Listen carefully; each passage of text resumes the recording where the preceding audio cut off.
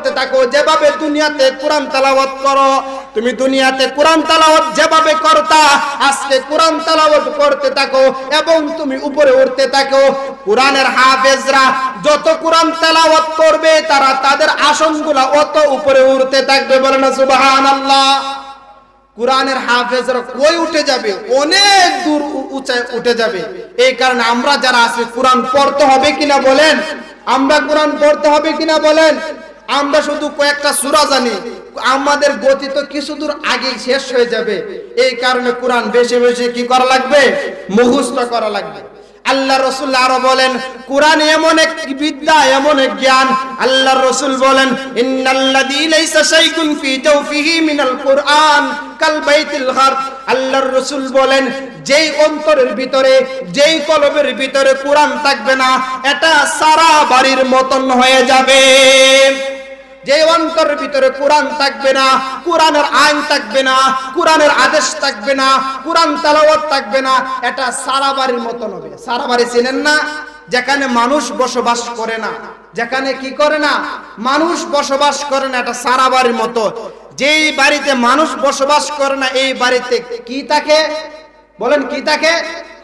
এদুর থাকে, বাতারি থাকে, তেলচুরা থাকে, আরো কত কিছু থাকে না? উলু উঠে এবং বিভিন্ন গাছগাছালি উঠে এই বাড়ির মধ্যে, ঠিক কিনা বলেন? কেন? মানুষ না থাকার কারণে। আল্লাহর রাসূল বলেন যেই অন্তরটার ভিতরে কোরআন থাকবে না ওই অন্তরটা হচ্ছেন সারা বাড়ির মতো। যেই ব্যক্তি কোরআন তেলাওয়াত করবে না, যেই ব্যক্তি কোরআন তেলাওয়াত শুনবে না, যেই ব্যক্তি কোরআন অনুপাতে চলবে না, ওই ব্যক্তির অন্তরটা সারা বাড়ির মতো। বলেন না নাউযুবিল্লাহ। আমরা কি অন্তরটাকে সারা বাড়ি বানাইতে চাই? আবার বলেন সারা বাড়ি বানাইতে চাই। তাহলে কি করা লাগবে? কোরআন পড়া লাগবে। কি করা লাগবে? কোরআন পড়া লাগবে। এই কারণে কোরআন শুধু পড়লে, আমরা যদি কোরআন তেলাওয়াত করি নিজেরা সম্মানিত হব, এবং যেই সমস্ত ভাইরা কোরআন তেলাওয়াত করবে, কোরআন শিখবে, কোরআনের হাফেজ হইবে, কাল কিয়ামতের দিন তাকে আল্লাহ তাআলা বলবে ও কোরআনের হাফেজরা, ও কোরআনের আলেমরা, ও কোরআনের আমলকারীরা, তোমরা শুনো, তোমরা বিনা হিসাবে জান্নাতে চলে যাও। শুধু তাই না, শুধু তাই না, হাফেজে কোরআনকে ডাক দিবে এবং কোরআনের আমল করনেওয়ালা ব্যক্তিকে আল্লাহ তাআলা ডাক দিবে। আল্লাহ বলবে ও কোরআনের হাফেজরা শোনো, তোমাকে আমি আল্লাহ অনুমোদন দিলাম এমন 10 জন ব্যক্তিকে জান্নাতে নিবা যেই 10 জন ব্যক্তির উপর জাহান্নাম ওয়াজিব ছিল। বলেন সুবহানাল্লাহ। তাহলে কোরআন শিখা লাগবে কিনা বলেন? কোরআনকে ভালোবাসতে হবে কিনা বলেন? ও আমার প্রাণের ভাইয়েরা, কোরআন শুধু নিজেরা পড়লে হবে না, নিজেদের সন্তান আদিদেরকে পড়াইতে হবে, ঠিক কিনা বলেন?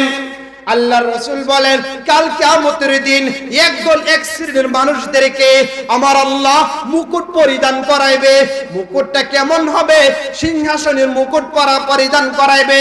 মুকুটটা এমন হবে, বিশাল বড় একটা সম্মানিত একটা মুকুট দিবে। মুকুটটা কাদেরকে দিবে? কোরআনের হাফেজের অভিভাবককে দিবে। বলেন না সুবহানাল্লাহ। তারা বলবে আল্লাহ আমার জন্য আবার কোরআনের মুকুট কেন? আমি কি করলাম? আল্লাহ বলবে বান্দা তোর সন্তানকে মাদ্রাসায় পড়াইয়াছিলে, তোমার সন্তানকে কোরআনের আলেম বানাইছিলা, তোমার সন্তানকে কোরআনের হাফেজ বানাইছিলা, আমি আল্লাহ এর বদলতে তোমার ছেলেকে দিলাম, তোমাকে দিলাম। বলেন না সুবহানাল্লাহ। তাহলে সন্তান আদিদেরকে কোরআন শিখাইতে হবে কিনা বলেন? কোরআন শিখাইতে হবে কিনা বলেন? কোরআনের মর্যাদার মধ্যে আরেকটা হচ্ছে কোরআন এমন এক কিতাব যার তাফসীর আজও পর্যন্ত, অতীতে তো অনেক তাফসীর লেখা আছে, কিয়ামত পর্যন্ত তার তাফসীর লেখা শেষ হবে না, ঠিক কিনা বলেন? পৃথিবীর বুকে এমন কোন ভাষা নাই যে কোরআনের তাফসীর লেখা হয়নি, ঠিক কিনা বলেন? পৃথিবীর যত ভাষা দেখেন সমস্ত ভাষা দিয়া কোরআনের তাফসীর লেখছে কিনা বলেন? অন্যান্য গ্রন্থের এরকম ব্যাখ্যা তাদের তাফসীর লেখে নাই যতটা লেখছেন আমাদের কোরআনে। বলেন সুবহানাল্লাহ। এটা কেন? এটা কোরআনের একটা মর্যাদা, ঠিক কিনা বলেন? এই কারণে কোরআনের ভাষা যত ভাষা দিয়ে আপনার কোরআন তালাশ করবেন, সব ভাষা দিয়ে কোরআনের তাফসীর পাওয়া যাবে, ঠিক কিনা বলেন? এটা হলো কোরআনের একটা অন্যতম মুজিজা। আবার শুধু তাই না, কোরআন এমন এক কিতাব যার তাফসীর লেখা মানুষ কিয়ামত পর্যন্ত যদি তার তাফসীর লেখে, তার তাফসীর লেখা শেষ করতে পারবে না। আল্লাহ বলেন, লাকুল লাউ কানাল বাহরু মিদাদা লানাফিদাল বাহরু ক্বাবলা আন তানফাদা কালিমাত ওয়ালাউ জিনা বিমিসলিহি মাদাদা।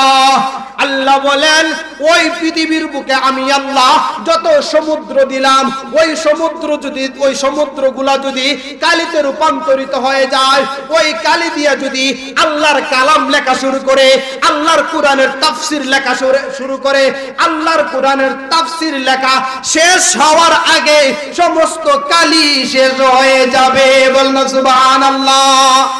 ও আমার পানের ভাইরা, কোরআন এমন এক কিতাব, এমন সম্মানিত কিতাব আমাদেরকে দান করছেন, বলেন আলহামদুলিল্লাহ।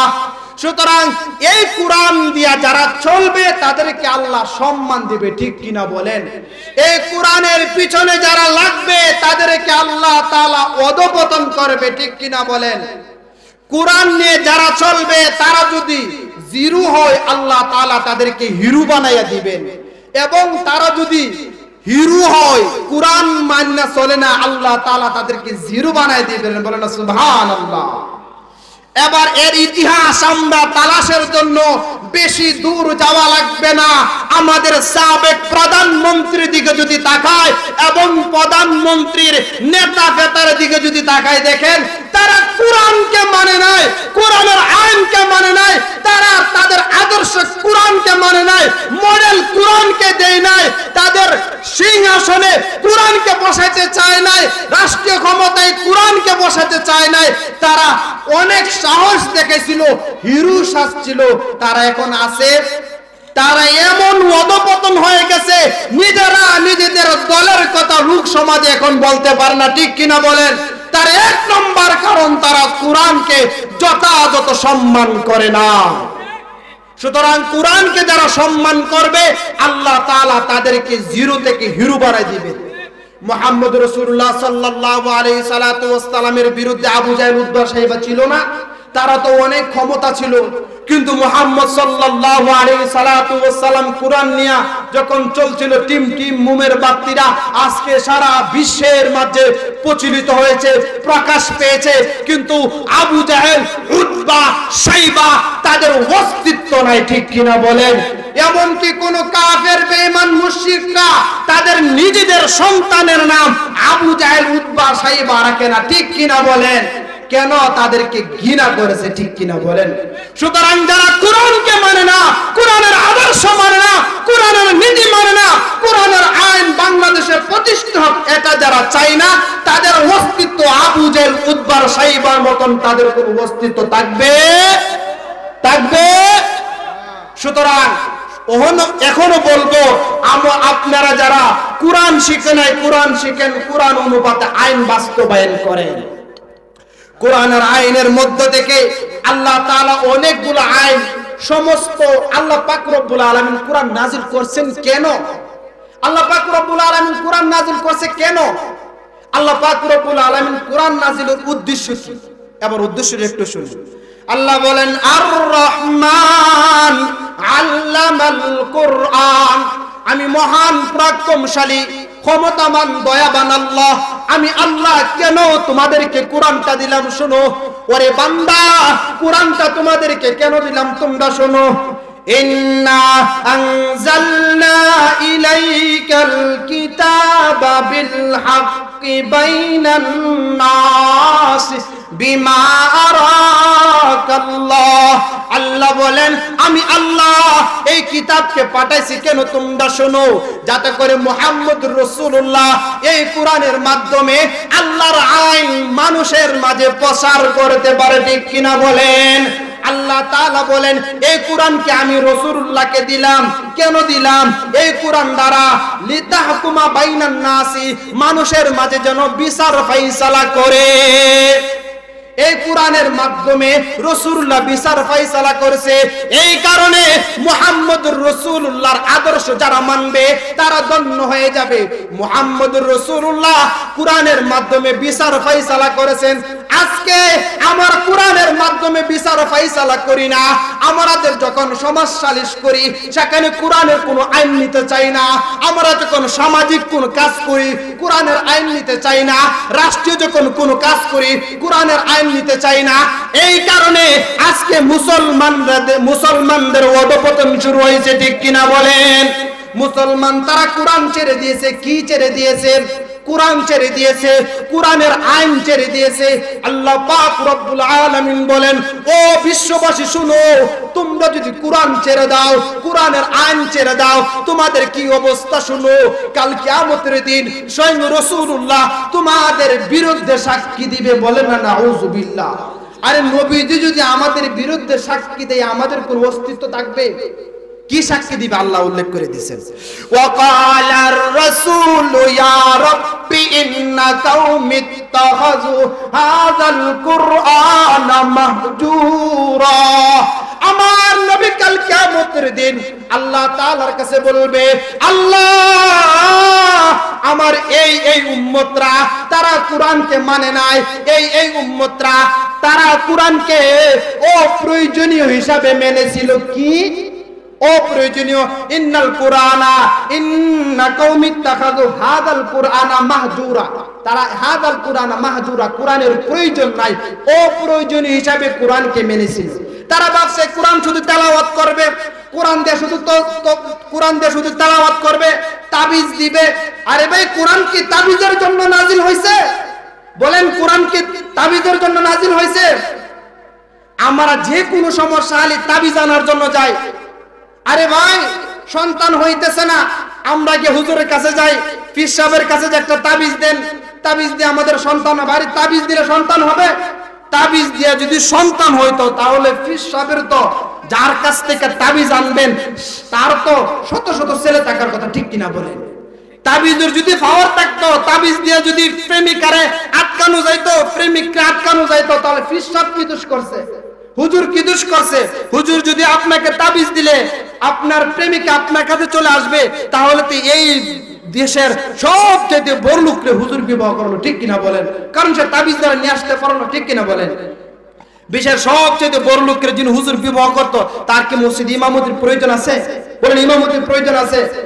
তাহলে আমরা কি বলছি? এই তাবিজের জন্য হুজুর থেকে আনে, তাবিজের জন্য।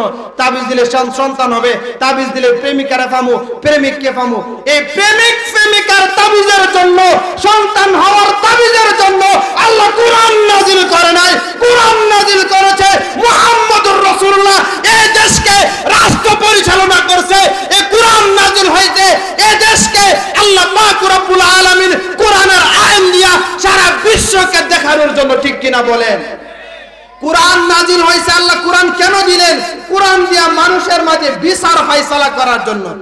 আজকে আমরা কোরআন দিয়া বিচার ফয়সালা করি না, এই কারণে আমাদের মাঝে শান্তি নাই। বলেন, আমাদের ঘর কি নিরাপত্তা আছে?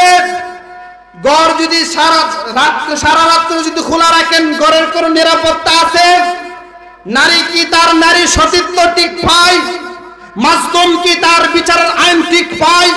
মাজলুম তার বিচারের আইন ঠিক পায় না, নারী তার সতীত্ব ঠিক পায় না, অপরাধী তার অপরাধের সঠিক বিচার পায় না। কিসের কারণে বলেন? কোরআনের আইন না থাকার কারণে, কোরআনের হুকুম না থাকার কারণে। আজকে যদি আমরা কোরআনকে মানতাম, কোরআনের হুকুম আহকামকে মানতাম, তাহলে মুহাম্মদুর রাসূলুল্লাহর যুগে যেরকম ভাবে তারা ঘরে বসে থাকতো, দরজা খুলে, কোনো বই নাই, মেয়েরা রাস্তা দিয়ে হাঁটতে পারতো, কোনো বই নাই, নিরাপত্তা চলতো, মাজলুমরা সঠিক বিচার পাইতো। এমনকি অনেক রায় সাহাবীদের বিরুদ্ধে গেছে, কাফেরদের পক্ষে আইছে, ঠিক কিনা বলেন? এটা কেন? কোরআনের সঠিক আইন থাকার কারণে। এই সোনালী যুগে কোরআনের আইন ছিল বিদায় আল্লাহ পাক রব্বুল আলামিন ওই যুগের মধ্যে বারাকা দান করলো। এখন কি এত বরকত আছে? বলেন, এত বরকত আছে কেন? এই কোরআনের কোনো বরকত নাই। আজকে আমাদের স্কুল ভার্সিটি কোরআন শূন্য হয়ে গেছে। আমাদের স্কুল ভার্সিটির ভিতরে কি কোরআন পড়ানো হয়? কথা বলেন, হয়? কোরআনের তাফসীর পড়ানো হয়? সেখানে কোরআন পড়ানো হয় না, কোরআনের তাফসীর পড়ানো হয় না। এই কারণে যে কলেজ ইউনিভার্সিটির ভিতরে কোরআনের পড়া হয় না, কোরআনের তাফসীর পড়া হয় না, ওই স্কুল ভার্সিটি থেকে যখন কোন ছাত্র পাশ করে আসে, তাহলে ওই ছাত্র যখন কোন ভার্সিটিতে পড়ার পরে কোন পুলিশ, বিডিআর, আর্মি হয়, তাহলে তারা কি রকম হবে? যে কলেজের ভিতরে কোরআন থাকবে না, হাদিস থাকবে না, ওই কলেজ ভার্সিটি থেকে যখন কোন ছাত্র পাশ করে পুলিশ হবে, তাদের কারণে আবু সাইদের মতো শত শত মানুষ শহীদ হয়। ঠিক কিনা বলেন? যে কলেজ ভার্সিটির ভিতরে কোরআন থাকবে না, নবীর সুন্নাহ থাকবে না, কোরআনের তাফসীর থাকবে না, ওই কলেজ ভার্সিটি থেকে যখন কোন ছাত্র ইঞ্জিনিয়ার হবে, এই ইঞ্জিনিয়ার রডের বোতলেতে বাঁশ ঢুকায়। ঠিক কিনা বলেন? যে কলেজ ভার্সিটির ভিতরে কোরআন থাকবে না, কোরআন তেলাওয়াত থাকবে না, কোরআনের তাফসীর থাকবে না, ওই কলেজ ইউনিভার্সিটির ভিতর থেকে যখন কোন ডাক্তার বের হয়ে আসে, ওই ডাক্তার নরপশুভাবে মানুষ হত্যা করে। ঠিক কিনা বলে? সুতরাং আজকে যদি কোরআনের আইন, কোরআনের তাফসীর আমাদের কলেজ ইউনিভার্সিটির ভিতরে শিক্ষা দিত, তাহলে আমরা আজকে সঠিক আইন, সঠিক বিচার সমাজে বসে পাইতাম। আমাদের নিরহ মানুষগুলা যখন কোর্ট আদালতে যায়, তখন তারা সেখানে সঠিক বিচার পায়। কথা বলেন, পায়। টাকা যার, ক্ষমতা তার। ঠিক কিনা বলেন? এই আইন বাদ হইতো যদি তারা কোরআন দিয়ে রাষ্ট্র পরিচালনা করত। ঠিক কিনা বলেন? এই কারণে আমরা কোরআন শিখব এবং কোরআনের আইন বাস্তবায়ন করার জন্য চেষ্টা করব। ঠিক কিনা বলেন? সম্মানিত উপস্থিতি, এই কোরআন আপনি আমি যদি না শিখি, না পড়ি, আমাদের কি অবস্থা হবে? সংক্ষিপ্ত আকারে একটু শুনি। এই কোরআন যদি আপনি আমি না পড়ি, আমাদের কি অবস্থা হবে? শুনুন রে ভাই, ওরে বাবা, আল্লাহ পাক রব্বুল আলামিন বলেন, ওয়ামান আ'রাদা আন যিকরি ফাইন্না লাহু মাঈশাতান দানকা ওয়া নাহশুরুহু ইয়াওমাল কিয়ামাতি আ'মা ক্বালা রাব্বি লিমা হাশারতানি আ'মা ওয়া ক্বাদ কুনতু বাসীরা। আল্লাহ বলেন, যে সমস্ত ব্যক্তিরা কোরআন পড়ে না, কোরআন পড়তে পারে না, কোরআন পড়ার জন্য চেষ্টা করে না, তাদের কি অবস্থা হবে? তাদেরকে আল্লাহ পাক রব্বুল আলামিন তিনটা শাস্তি দিবেন। কয়টা শাস্তি? জোরে বলেন, কয়টা? এবার শুনেন, আল্লাহ বলেন, ওয়ামান আ'রাদা আন যিকরি, ওয়ামান আ'রাদা আন যিকরি ফাইন্না লাহু মাঈশাতান দানকা। যে ব্যক্তি নাকি কোরআন থেকে বিমুখতা পোষণ করবে, কোরআন থেকে দূরে সরে যাবে, কোরআনের আইন থেকে দূরে সরে যাবে, আমি আল্লাহ তাকে মাঈশাতান দানকা দান করব। মাঈশাতান দানকার তাফসীর দুইটা করেছেন। এক নম্বর তাফসীর হচ্ছে মাঈশাতান দানকার অর্থ হচ্ছে আল্লাহ তাআলা দুনিয়ার বুকে তার রিজিক সংকীর্ণ করে দিবেন। রিজিক সংকীর্ণ, এর দ্বারা এটা উদ্দেশ্য না যে মানুষ খাবার পাইবে না। রিজিক সংকীর্ণ, রিজিক অনেকগুলা হয়, শান্তি একটা রিজিক। কি শান্তি? একটা রিজিক। যে ব্যক্তি কোরআন মানবে না, কোরআন পড়বে না, কোরআন তেলাওয়াত করবে না, কোরআনের আইন বাস্তবায়িত মানবে না, তাদেরকে মাঈশাতুন দানকা, জীবিকা সংকীর্ণ করবেন, অর্থাৎ আল্লাহ পাক রব্বুল আলামিন তাকে অশান্তি দিবেন। ঠিক কিনা বলেন? এবার আমরা অনেক মানুষকে দেখতে পাই, অনেক মানুষকে দেখতে পাই, টাকা পয়সা সম্পদের অভাব নাই, কিন্তু রাতে ঘুম হয় না। ঠিক কিনা বলেন? অনেক টাকা পয়সা দ্বন্দ্বের অভাব নাই, কিন্তু মেয়ে কথা শুনে না, ছেলে ইয়াবা সিগারেট খায়। ঠিক কিনা বলেন? বিড়ি খায়, গাঞ্জা খায়, যত ধরনের অপকর্ম আছে ছেলে করে। ঠিক কিনা বলেন? ওই ছেলের কারণে বাবা অফিসে বৈশা মাথা ঝুলাই। ঠিক কিনা বলেন? কারণ তার ভিতর, পরিবারের ভিতরে শান্তি নাই। এমন অনেক অফিসাররা আছে, তাদের স্ত্রীরা পরকিয়া করে। ঠিক কিনা বলেন? যে ব্যক্তি তাদের স্ত্রীকে দিয়া শান্তি না পায়, ওই ব্যক্তির মতো অশান্তি পৃথিবীর বুকে আর নাই। ঠিক কিনা বলেন? আল্লাহ বলেন যারা কোরআনের আইন মানবে না, কোরআন মেনে চলবে না, তাদেরকে আমি আল্লাহ জীবিকা সংকীর্ণ করে দিব, মানে তাকে আমি আল্লাহ অশান্তি দিয়ে ভরপুর রাখবো।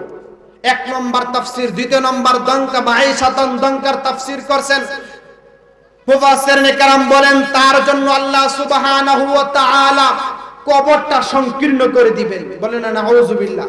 যারা কোরআন পড়ে না, কোরআন শিখে না, কোরআনের আইন মানবে না, তারা যখন কবরের মধ্যে যাইবে আল্লাহ তাআলা বলেন মাঈশাতান দঙ্কা, অর্থাৎ তাদের কবরটা দুই পাশ থেকে আজ্জা যাবে, কি যাবে, লাগিয়া যাবে, আজ্জা যাবে, এবং তাকে তার জন্য কবরটা সংকীর্ণ হয়ে যাবে। দ্বিতীয় নম্বর শাস্তি কি হবে? আল্লাহ তাআলা বলেন ওয়া নাহশুরুহু ইয়াউমাল কিয়ামাতি আ'মা।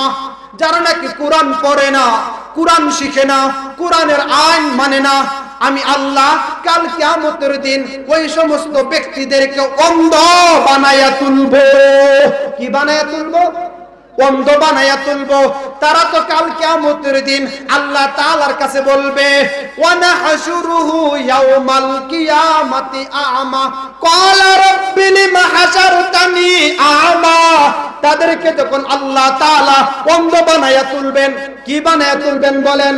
কোরআন পড়ে না যারা, কোরআন শিখে না যারা, যারা কোরআনের আইন যারা মানে না, তাদেরকে আল্লাহ সুবহানাহু ওয়া তাআলা অন্ধ বানায়া তুলবেন।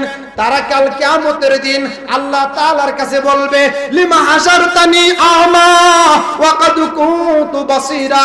তারা আল্লাহ তাআলার কাছে বলবে আল্লাহ আমাকে অন্ধ বানালেন কেন?